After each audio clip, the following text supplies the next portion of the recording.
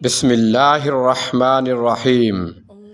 شروع اللہ کے پاک نام سے جو بڑا مہربان نہایت رحم والا ہے۔ ارشاد نبوی صلی اللہ علیہ وسلم ہے۔ رسول اللہ صلی اللہ علیہ وسلم نزول قرآن کے وقت بہت سختی محسوس فرمایا کرتے تھے، اور اس کی علامتوں میں سے ایک یہ تھی کہ یاد کرنے کے لیے آپ اپنے ہونٹوں کو ہلاتے تھے۔ ابن عباس رضی اللہ تعالیٰ عنہ نے کہا، میں اپنے ہونٹوں کو ہلاتا ہوں جس طرح آپ ہلاتے تھے۔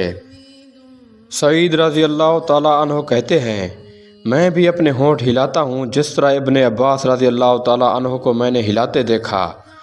پھر انہوں نے اپنے ہونٹ ہلائے۔ ابن عباس رضی اللہ تعالیٰ عنہ نے کہا، پھر یہ آیت اتری کہ اے محمد، قرآن کو جلد جلد یاد کرنے کے لیے اپنی زبان نہ ہلاؤ، اس کا جمع کر دینا اور پڑھا دینا ہمارے ذمہ ہے۔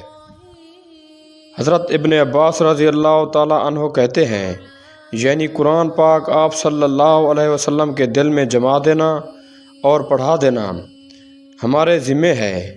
پھر جب ہم پڑھ چکیں تو اسے پڑھے ہوئے کی اتباع کرو۔ ابن عباس رضی اللہ تعالیٰ عنہ فرماتے ہیں کہ آپ اس کو خاموشی کے ساتھ سنتے رہو، اس کے بعد مطلب سمجھا دینا ہمارے ذمہ ہے۔ پھر یقیناً یہ ہماری ذمہ داری ہے کہ آپ اس کو پڑھو۔ چنانچہ اس کے بعد جب آپ کے پاس حضرت جبرائیل علیہ السلام وحی لے کر آتے تو آپ توجہ سے سنتے۔ جب وہ چلے جاتے تو رسول اللہ صلی اللہ علیہ وسلم اس وحی کو اس طرح پڑھتے جس طرح حضرت جبرائیل علیہ السلام نے اسے پڑھا تھا۔